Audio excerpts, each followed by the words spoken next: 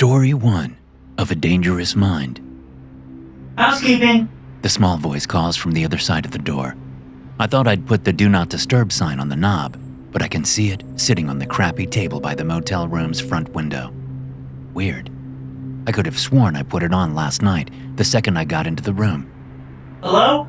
Housekeeping! I hear the jingle of keys, because a motel like this definitely doesn't have electronic key cards. And I rush to the door and press my hand flat against it. No thank you! I respond in a voice that is a lot higher than my normal voice. I'm fine! Towels? No thank you. Soaps or shampoo? No! I take a deep breath. Thank you! I'm good! Okay, have a good day! I place my ear to the door and hear the cart's wheels squeak as the housekeeper moves on to the next room. It takes her a while, since I think there's only me and one other person staying here right now. At least, there was only one other car in the parking lot when I got here at 2 a.m. What time is it now? Hurrying to the bedside, I look for my phone. Then I stop and stand up straight. I don't have a phone. I chucked it a few towns back. Hard to remember things like that. My head is always fuzzy. I cough and shake my head. Seeing one of those complimentary binders with all the local information sitting on the crappy table by the window, I hurry over and grab it up, flipping through the pages on the hunt. Coffee, I mutter as I find a page for Mel's Diner, 3654 Highway 99. This motel is on Highway 99. I flip more pages and find what I hope is a semi-accurate town map. Yep, the motel is on Highway 99, and the diner is about a quarter mile down the road.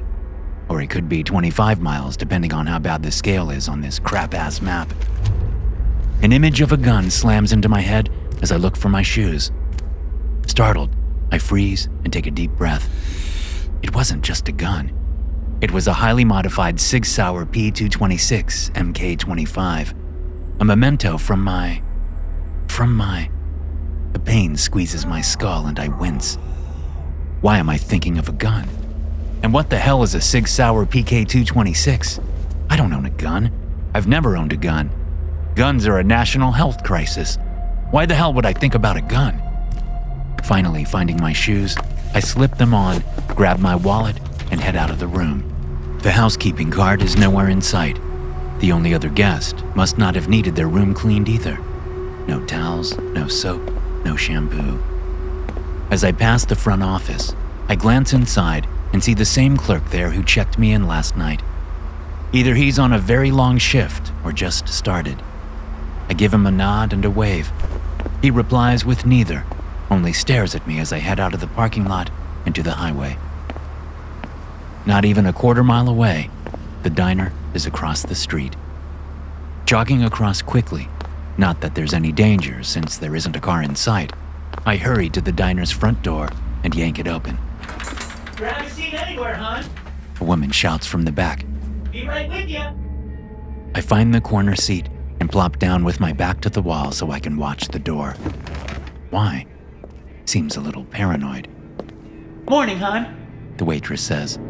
She's tall, bottle blonde, and has the creases around her bright red lips of a lifetime smoker. Her smile doesn't reach her eyes. Coffee, pancakes, 3 eggs scrambled with cheese, 4 slices of bacon, I say. and coffee. You already said coffee, hon. She replies, writing everything down on a ratty order pad. It's the most important part. I say and smile up at her. She only nods and says, It sure is. Be right back with the Joe. Turning, she's gone in a flash. That's when I see him, the other customer, sitting at the counter. I didn't notice him when I came in, and I've been watching the front door, so he couldn't have slipped in after me. Where'd he come from? He raises his coffee mug when he sees me eyeing him. Then he gets up from his seat and walks toward me. The image of the gun fills my head again, and I actually pat my pockets, feeling for it. May I sit, Mr. Lowe? The man asks. Excuse me? I reply, confused. Oh, right. Sorry. He says and clears his throat. May I sit, Mr. Naughton? Do I know you? That's a complicated question. He doesn't wait for my permission and sits across from me. I'm just here for some breakfast, then heading on my way. I say and look around the diner, hoping the waitress will come back with my coffee, hoping something happens that can give me an excuse to get rid of this guy. You from around here? The stranger asks. No. I just said I'm gonna be on my way after I eat. Where are you coming from? Not here. I clear my throat. I'm sorry, but who are you? My apologies, he says, and offers his hand across the table. Haven't made it this far before. I'm Terry Giles. Pleased to meet you, Mr. Naughton. How do you know my name? I heard you say it to the clerk last night. I blink. The hotel clerk. I'm staying there too. Ah, the other guest. Right. Yep, the other guest. He laughs. The place isn't exactly hopping, is it? I didn't see you in the lobby last night when I checked in. You didn't? I was there, sitting in the corner. You really didn't see me? I shake my head. He nods. Well, I'll have to make a better impression this time. This time? I'm sorry, Mr. Giles. Terry. Terry. Yes, well, I'm sorry, Terry. But I had a restless night last night, and all I need right now is a hot cup of coffee. I'm really looking to make friends, or have a chat with a strange traveler. Chats with strange travelers are the spice of life, Mr. Naughton. He laughs and leans back in his seat, just as the waitress returns with my coffee. She sets the cup down in front of me with one hand and offers the coffee pot to Mr. Giles with the other. Refill, hun? Don't mind if I do, he says, and smiles at me as she pours. Your food will be right out, hun. You want me to bring it here, or will you be sitting back at the counter? Mr. Giles looks up at her, then looks over his shoulder at the counter, back to her, over to me, lifts his mug, blows on his coffee, sets it down without sipping, and looks back up at her. I'll eat it here, thank you. The waitress nods and walks off like he didn't just act like some weirdo. You a serial killer? I ask him, and reach out to grab the sugar from the end of the table. Why do you ask that? I pour a little sugar into my coffee and stir, then set the dispenser back and snag 2 little creams from the basket. They're mixed in with butter and jellies of different flavors. The butter looks like it's just regular butter flavor. There's honey too, but I ignore all of it and just grab the sealed little cups of cream. You haven't answered my question, I say to Mr. Giles as he watches me pour cream into my coffee and stir. Are you a serial killer or something? Not the last time I checked, he replies and laughs. I stop stirring and stare across at him. That's not exactly a reassuring response, I say as I take the spoon out of my coffee and set it aside on my napkin. I am not a serial killer, Mr. Giles says, and rolls his eyes at me. I'm probably way worse. Is that so? I nod a few times. Great. Somehow I get the one crazy asshole in the whole area when all I want to do is eat some breakfast in silence, then hit the road. Who says I'm the only crazy asshole in the area? He chuckles and sips his coffee. Takes one to know one. What does that mean? Here you go, hun. The waitress says when she returns with Mr. Giles' breakfast. Denver omelet and 2 biscuits. Anything else for you, hun? No, thank you, Mr. Giles says, as he tucks his napkin into the collar of his t-shirt. This looks perfect. He digs in, and I stare. Is it good? I ask. Looks good. Hey, I have an idea. How about you eat up, then get the fuck away from me? How's that sound? Hold on, he says around a mouthful of biscuit. He chews, and swallows, then says, I've got something for you. He sets his fork down and wipes his mouth with his napkin, making sure it stays in place around his collar. He takes a sip of coffee and swishes it around his mouth. Better, he says, then leans on his elbows and grins at me. When the waitress brings you your breakfast, you are going to shoot her between the eyes. I have no idea how to respond to that. I sit and just sort of blink at him a few times. I'm sorry, what did you just say? I said that when the waitress comes back with your breakfast, you are going to shoot her between the eyes. His words echo in my head, and all I can do is pick up my coffee and take several sips before setting it down and looking about the diner. There's no way out, Mr. Giles says. You put yourself back here without checking for the rear exit. He nods toward the small hallway with the restroom sign above it. No exit that way. The only other way out than the front door is through the kitchen. That was a mistake on your part. He chuckles and pats the table.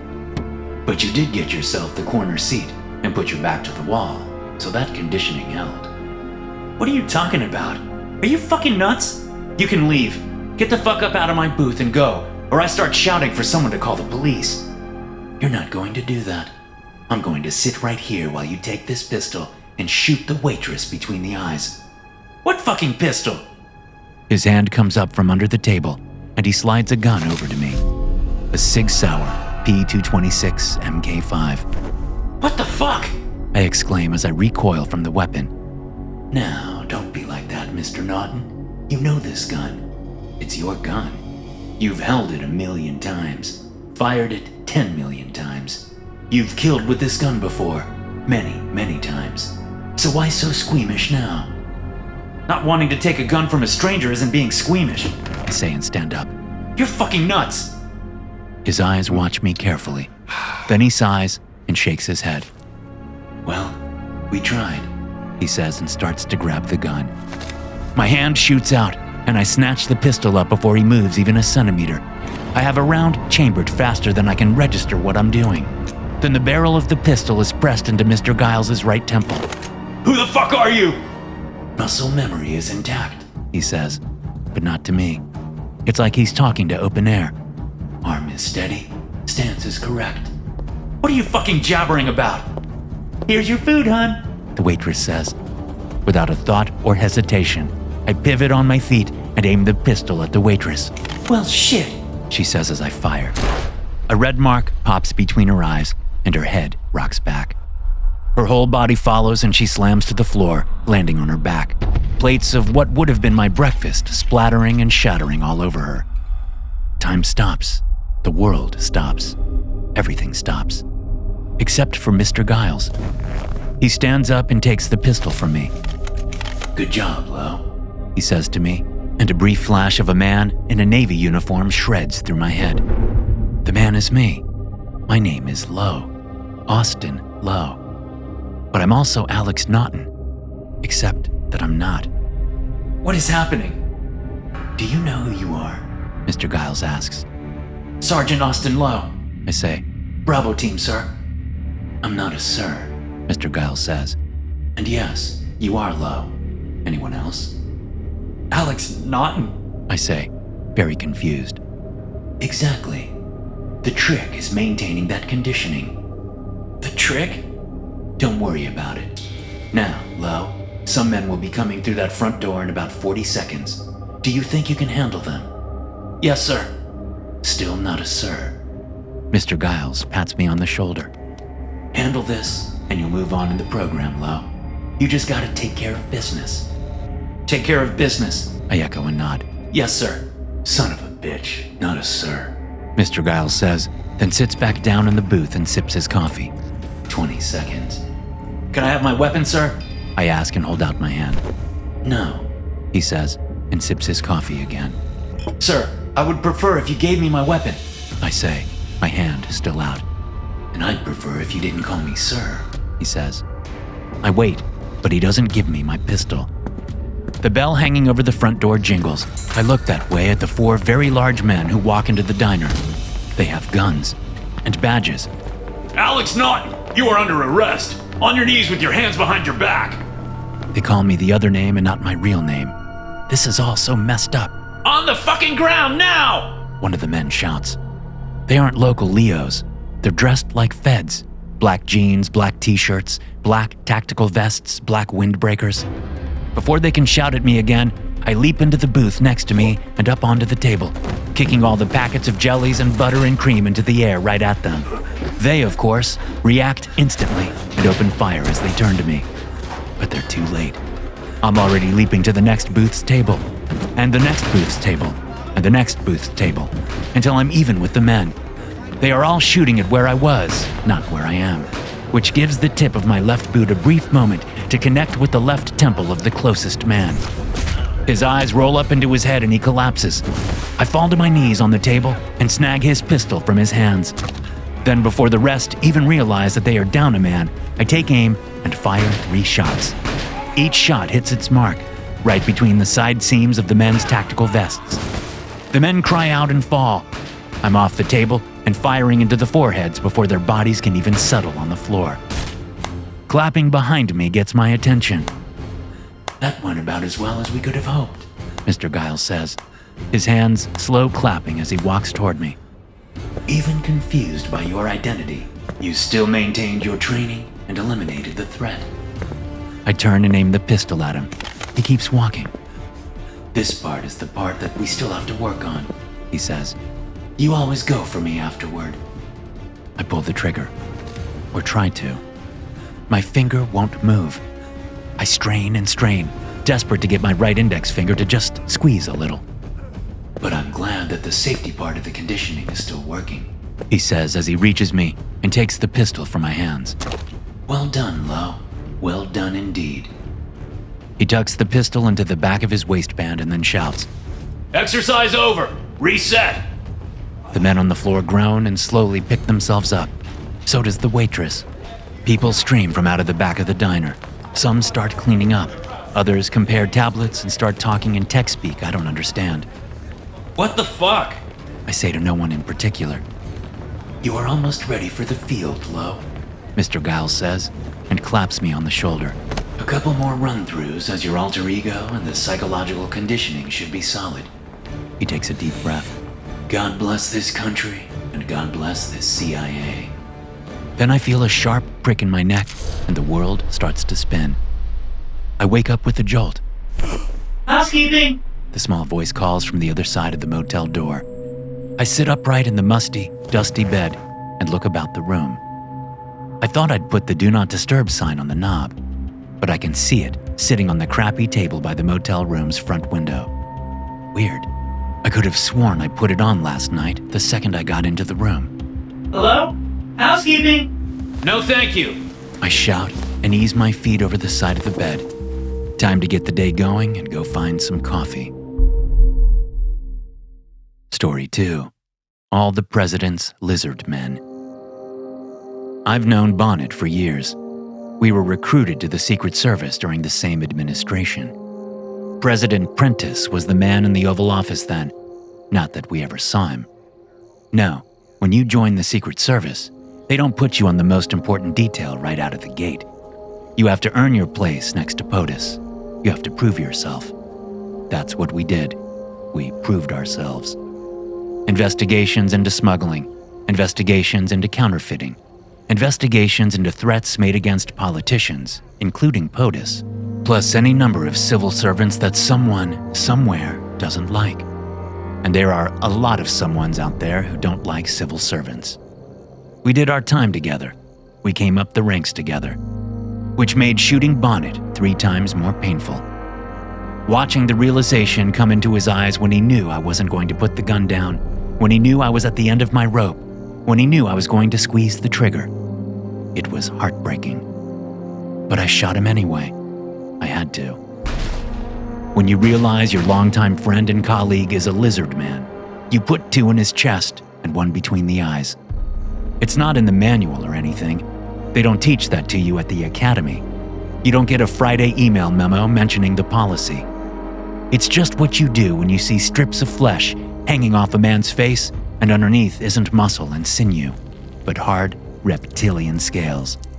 2 in the chest, 1 between the eyes. His blood is green, not red, which doesn't make much sense.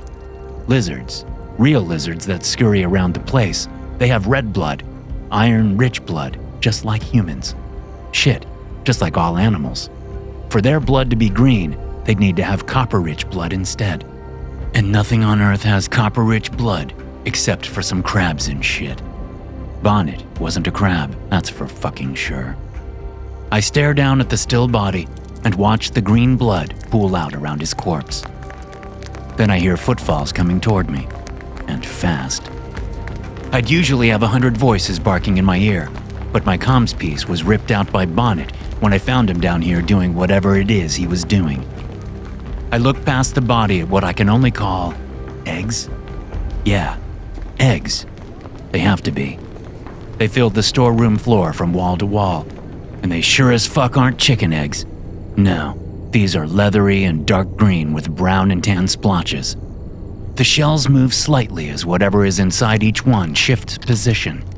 No, these are not chicken eggs, or any kind of bird eggs.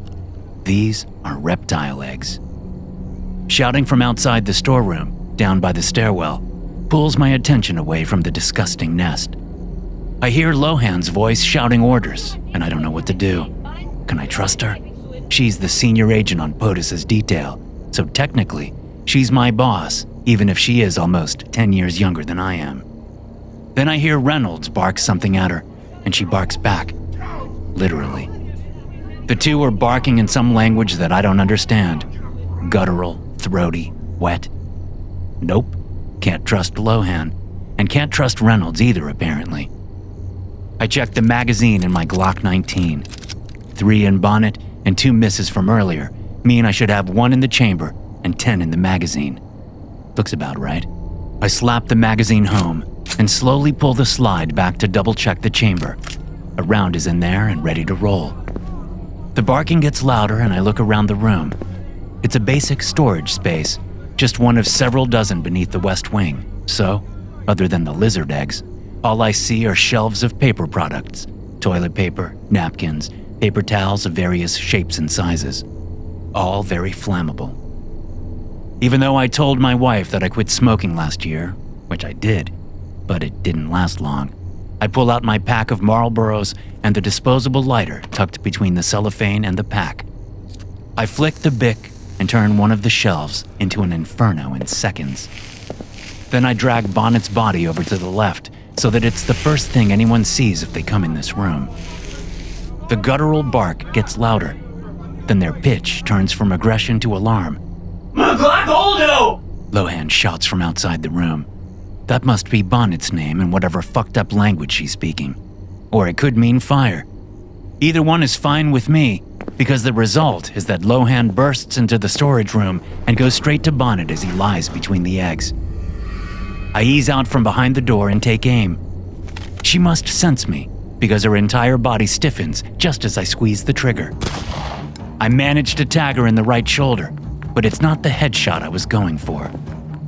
The door slams all the way open, and I jump back as Reynolds comes right for me, his arms outstretched, the tips of his fingers nothing but razor-sharp talons.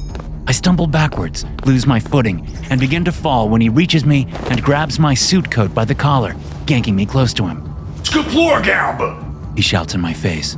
Then he loses that face as I jam my Glock up under his chin and squeeze off 2 rounds. His head turns to pulp, and I shove him aside, turning my gun on Lohan. But she's gone.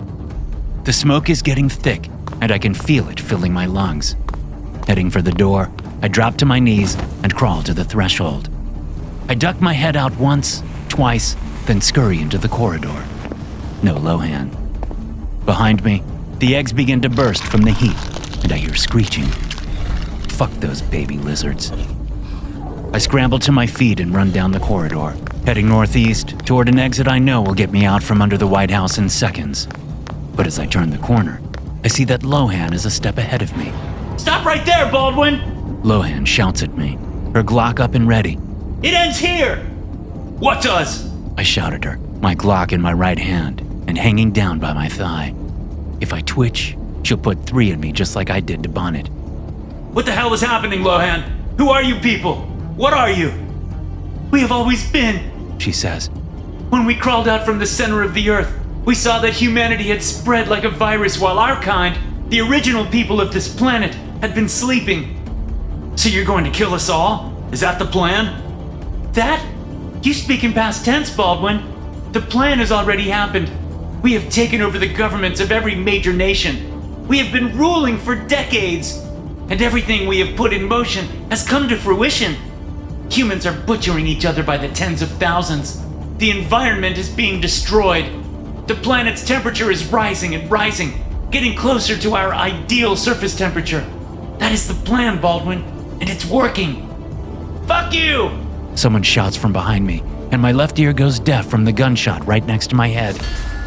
Lohan looks at me and frowns. Then her eyes drift past me, and her lips turn up in a snarl as green blood slowly drips down from her hairline. Right before she collapses to the ground, her tongue darts out and licks some of the blood away. It's not a human tongue. You good, Baldwin? A man shouts at me. I turn and stare, then realize I'm looking at Takir, a recent recruit whom I just met a few months ago. I bring my gun up and press it to the space right between his eyes. Whoa, whoa, whoa! He yells. I just saved your ass! Cut your arm!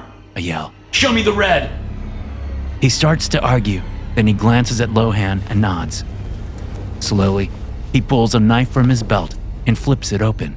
Then just as slowly, he shoves his suit coat up to show me the white of his shirt sleeve. His eyes meet mine and I nod. He unbuttons the shirt sleeve, shoves that up, then slices into his forearm. I've never been so happy to see bright red blood. Thank God, I say and lower the Glock. I thought you might be one of them. Seriously? I just shot Lohan! Takir says, and rolls his shirt sleeve back down, pressing it against the small wound. Fair enough, I say. thanks. We both stare down at Lohan's corpse. We are talking about lizard people, right? I nod. Fuck. He says and lets out a long breath. We need to get out of here. I point at the door on the other side of Lohan's corpse. This'll take us out into the bushes by the east parking lot. There's some shouting from far off down the corridor. We need to hurry. He nods, and we skirt Lohan's corpse. Then I plug in my key code. The door pops open, revealing a high, spiral staircase. How many floors? 23. I say and get to climbing. By the time we reach the top of the stairs, the shouts from below are echoing up at us. Move ass! I hiss at Takir and shove him out the door and into a bramble of cedars, holly bushes, and azaleas. We work our way through the foliage, then find ourselves standing on sun-baked asphalt. Row after row of black SUVs are in front of us, offering us a multitude of choices for escape. Except we can't use any of them. They can be tracked easily and also disabled remotely. We'd just be putting ourselves inside our own jail cells. This way! I say, and skirt the parking lot until we reach a chain link fence running perpendicular to the lot. We follow the fence until we reach a gate, and two Marines. Agent Baldwin? One of the guards, Eggers, asks, confused. Then he looks at Takir, and his confusion turns to worry. Something going on?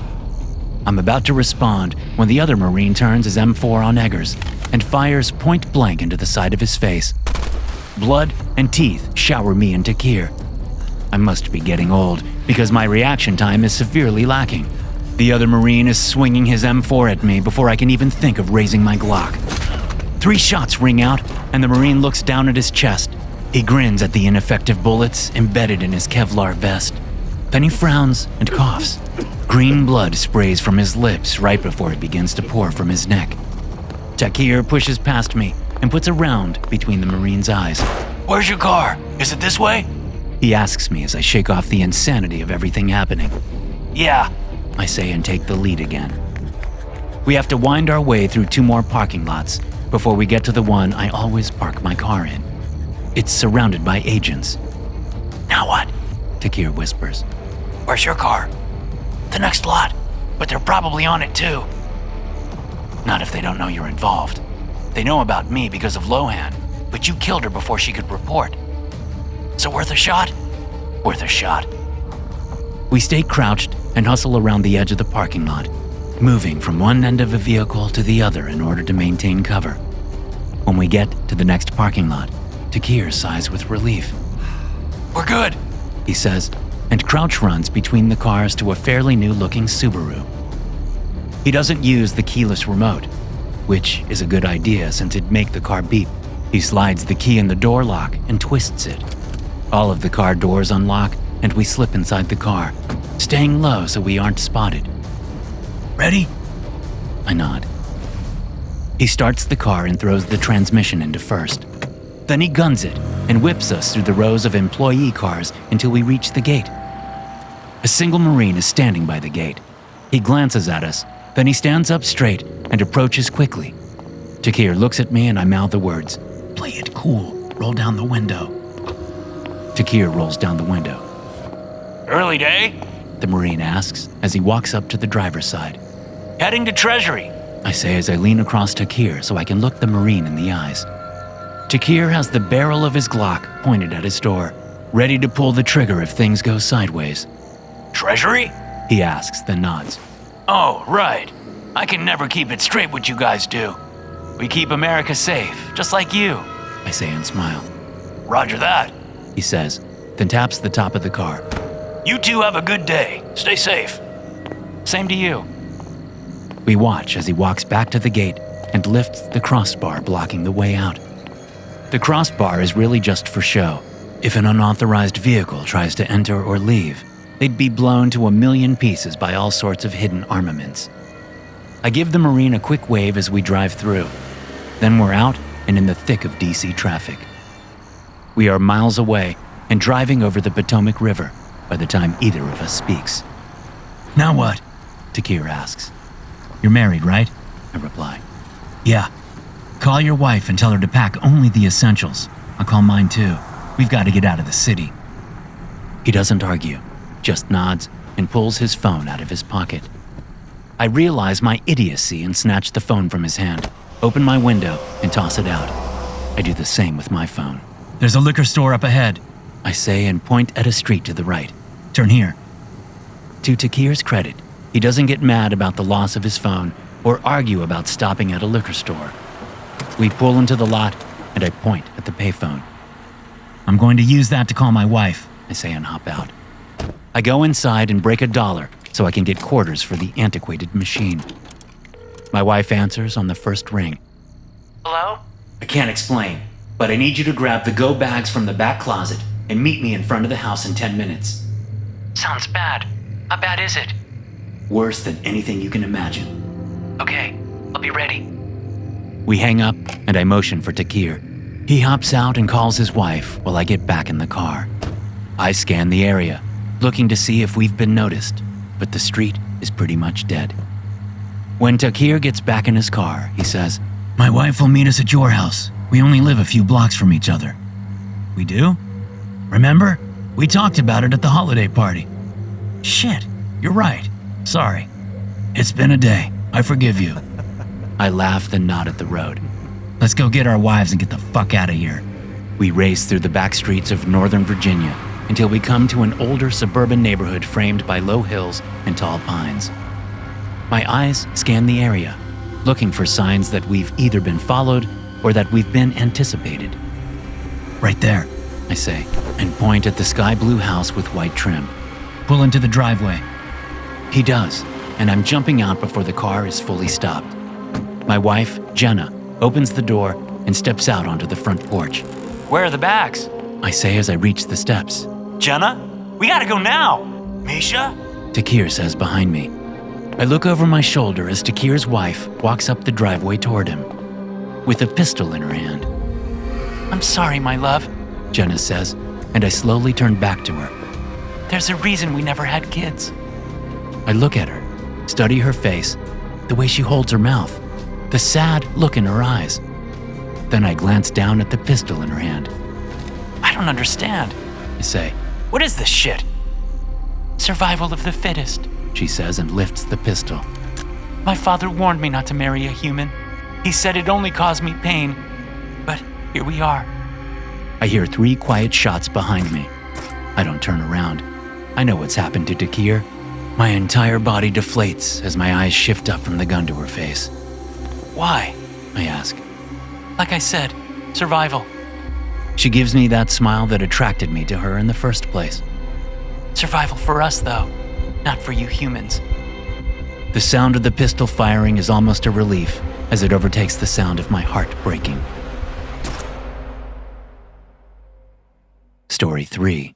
A jab of unreality.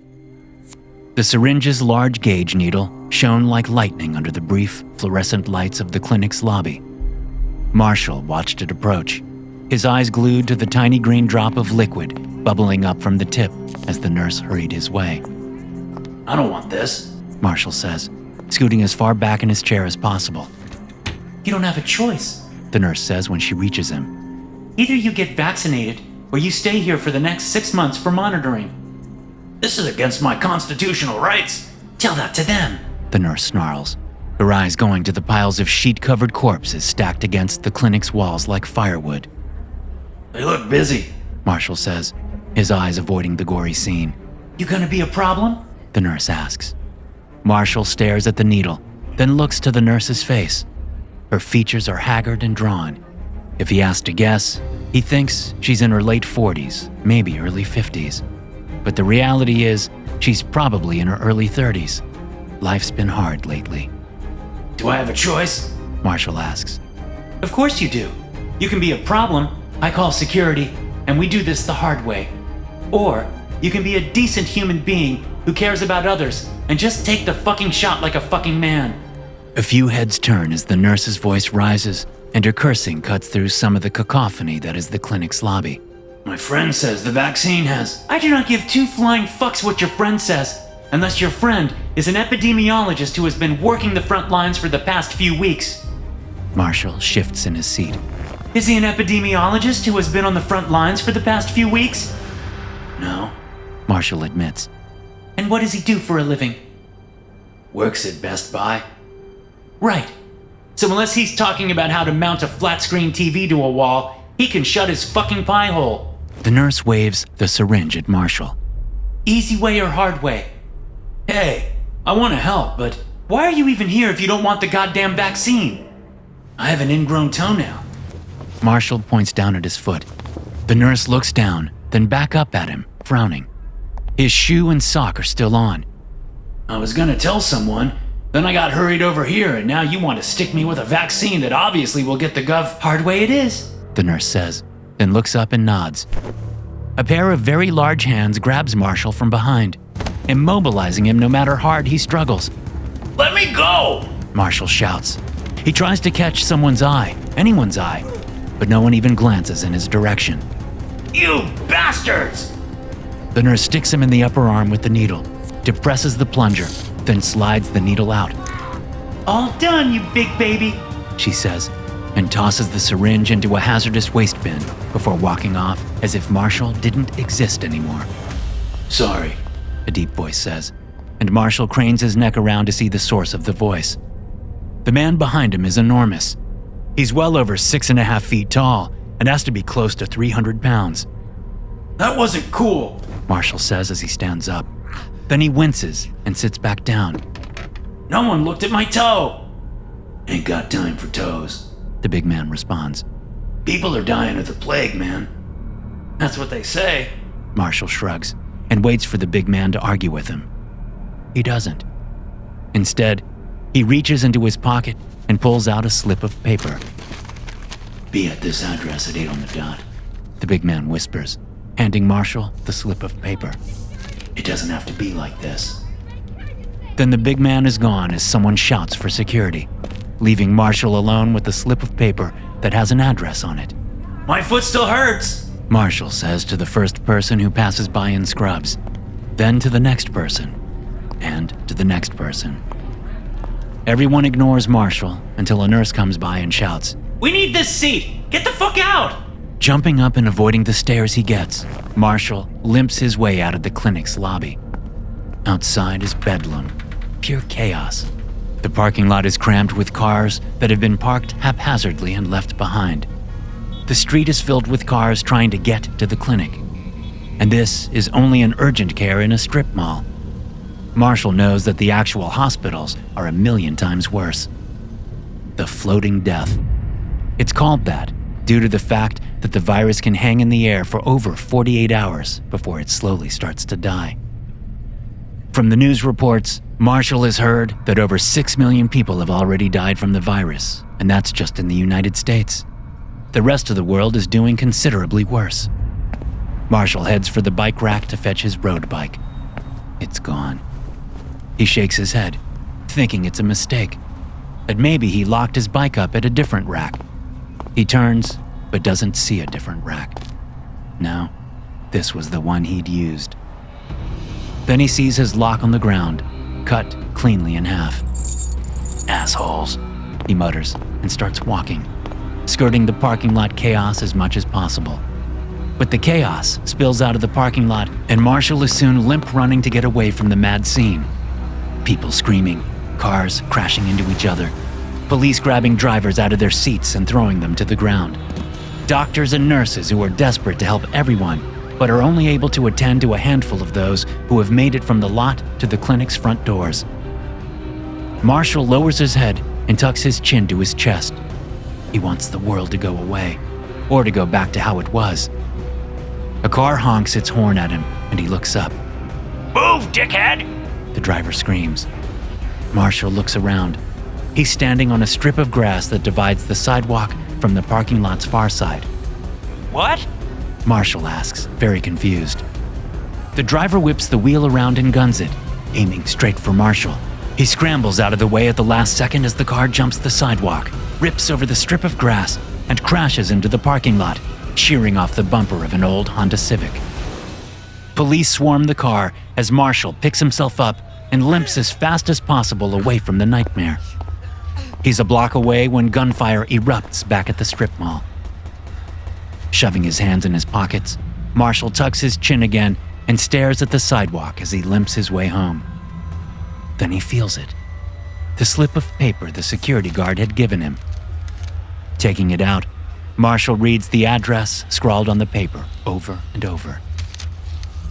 He knows the place. It's the roller rink just outside of town that closed down a couple of years before all this shit hit the fan. With no car and no bike anymore, Marshall is not so hot on walking the couple of miles out to that old highway. He's less hot on showing up at a closed-down roller rink while a massive pandemic has the whole town acting like crazy people. He stuffs the slip of paper in his pocket and keeps walking. By the time he reaches his small apartment, Marshall's toe is throbbing so hard that he's forgotten all about the shot in his arm. That is, until he trips coming in the front door, and his upper arm smashes against the door jamb. Oh, fuck! He cries, grabbing at his arm. Oh, Jesus! White-hot pain shoots through his body, and he has to take several deep breaths to keep from passing out. When he finally feels steady, he steps all the way inside, slams the door, and locks it behind him. A few limping steps later, and he's in the kitchen, grabbing a beer from the fridge. He also snags an ice pack from the freezer, then hobbles into the main room, plops down on the couch, and studies his shoe. He is not happy about trying to take it off. Marshall knows his toe is swollen to all hell, but putting the ice pack on the outside of his shoe won't do too much. Downing the beer in 3 gulps, Marshall tosses the can aside, undoes the laces on his shoe, and then yanks as hard and as fast as he can. The pain is so much that the world spins, and Marshall is pretty sure he is losing consciousness every half second. The ice pack slips from his fingers. Then a voice says, Connection is back. Subject must have impacted the injection site. At first, because why not, Marshall thinks the voice is coming from his swollen toe.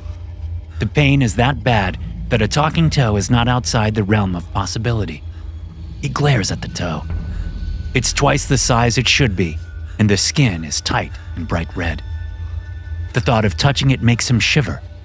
The thought that the toe is speaking to him makes him want to puke. Virus is being tagged and subject is ready for tracking, the voice says. Marshall realizes that the voice is coming from his TV, not from his toe. He sighs with relief and eases back into the couch cushions. Then he sits upright and stares at the TV. Voices from the TV isn't a whole lot better than voices from his toe. Hello? He calls out. Then there is a long pause. Then, Subject appears to be trying to interact with his television. What the fuck? Marshall exclaims. He would have stood up and gotten the hell out of the living room, but that is not in the cards. Not with his toe the way it is. So he pushes his back further into the couch cushions, his eyes never leaving the television. Subject is possibly aware of monitoring. Please advise. Who the fuck is talking? Marshall shouts at the TV. Who is the subject? Me? Am I the subject? Subject is definitely aware of monitoring. Going dark until a full reset is possible. What does that mean? Hello? Marshall shouts at the TV. There is no response. He sits and waits for 5 minutes, 10 minutes, an hour. When his bladder says it can't wait any longer, Marshall struggles to his feet and limps to the bathroom, giving the TV a wide berth. It isn't even dark outside yet, but by the time Marshall is done pissing, he just doesn't have the strength to go back to the living room.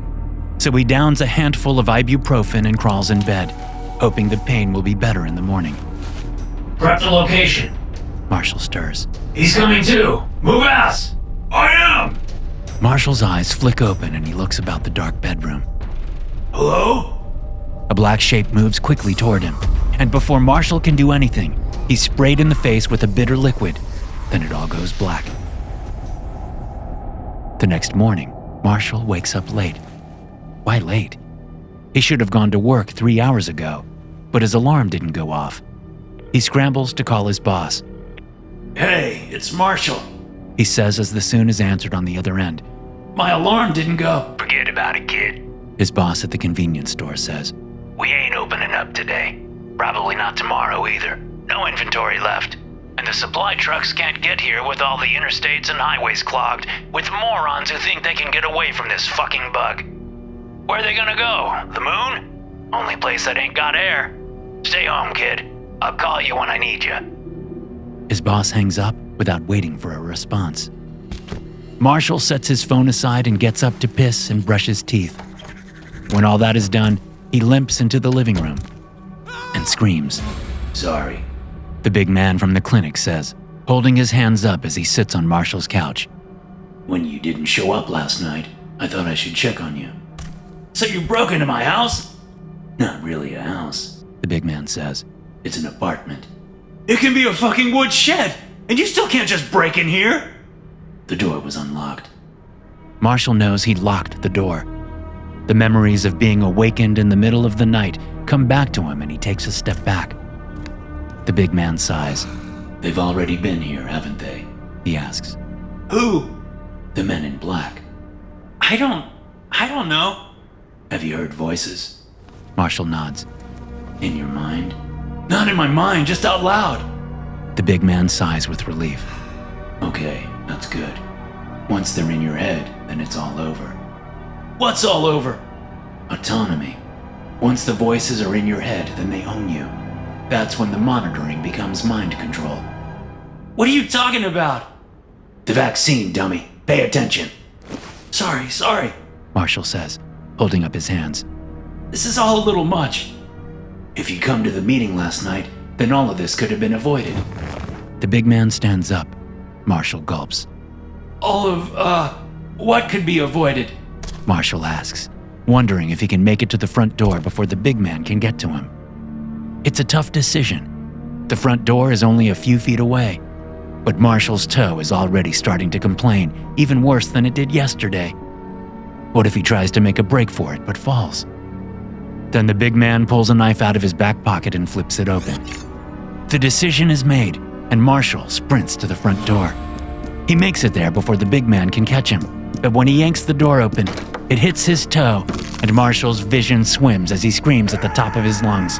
This is for your own good, the big man says, pulling Marshall down the hallway after slamming the front door closed. It'll be easier if you hold still.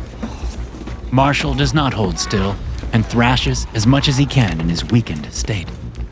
You like doing things the hard way, don't you? The big man says, just as he punches Marshall between the eyes. All thrashing ceases, and Marshall hangs limp as the big man drags him over to the couch. He tosses Marshall down, then gets on him, straddling his torso, pinning his arms to his sides. What are you doing? Marshall asks, slurring his words. Getting the government out of our business. Marshall sees the knife, then loses sight of the knife. The bright, excruciating pain in his upper arm tells him where the knife went. Marshall screams. All done, the big man says. He has something pinched between his thumb and forefinger and shows it to Marshall. Aren't you glad this is out of you? Marshall blinks at whatever it is. It's about the size of a grain of rice, but most definitely not a grain of rice, since a grain of rice is not made of some sort of metal. The big man gets up off Marshall and walks to the bathroom. As Marshall pushes himself up onto his elbows, he hears the toilet flush. That'll confuse them for a few minutes, but they'll figure it out quickly. Pack some things. We need to go. the big man says. Go? Where? And who is confused? Marshall asks. I mean, other than me. The government, dummy, The big man says. I just took the monitoring device they implanted with the vaccine. They could track your every movement and log every thought. Uh-oh? Yeah, uh-oh. You think this virus is an accident? No fucking way, man. It was released on purpose so that the government could subjugate us all. The vaccine? What? That thing was in the vaccine? Yeah, it was in there. The government saw its opportunity to finally smoke us out, man. By putting trackers in the vaccine and requiring everyone to be vaccinated, they were finally able to get to us. Us? Who is us? The big man cocks his head. Us, man, us. Yeah, you keep saying us, but I don't know who us is. The big man frowns. Teluthians from Corlog 5. Your people, man. Teluthians? From Corlog 5? Yeah, man. Marshall gulps. Are you talking about, aliens? The big man recoils. Man, don't say the A word. That's derogatory. You're not one of those self-loathing Teluthians, are you? Because I don't get why some of us hate who we are. Yeah, we come from outer space. Yeah, our goal is to take over the planet and force the human race to be our slaves. But so what? Us or them, right, man? You think I'm an alien? We both are. I saw your blood work at the clinic. It's obvious you're one of us. Why are you acting like this? The big man narrows his eyes. What's your name again? Marshall Pollock. Yeah, Marshall Pollock. The big man says as he pulls out his phone and starts scrolling. Got your medical records right here. Yeah, you were. Oh. Oh? Oh, what? Yeah. So I saw Marsha Pollin's records, not yours. The big man says, turning the screen toward Marshall. She's the Teluthian, not you. My mistake. It happens. Marshall says, glancing in the direction of the front door. So you can go now, right? Wish I could, man. He reaches into his pocket and comes out with something that looks like a remote control. Marshall has a feeling it is most definitely not a remote control. The good news is this won't hurt, The big man says, pointing the remote at Marshall. The bad news is it's gonna kill you dead. Sorry. What? No! Marshall yells and leaps up from the couch. Then he stubs his toe on the coffee table. Marshall's entire existence is screaming, his toe being on fire and falling back toward the couch as a red light emits from the remote control. A beam of light hits him squarely between the eyes. His last thought is, the government is controlling people through a vaccine in order to weed out aliens, and I can't even get someone to look at my ingrown toenail. Thanks for listening. If you enjoy these stories, be sure to subscribe to the podcast and check out some more of my episodes here.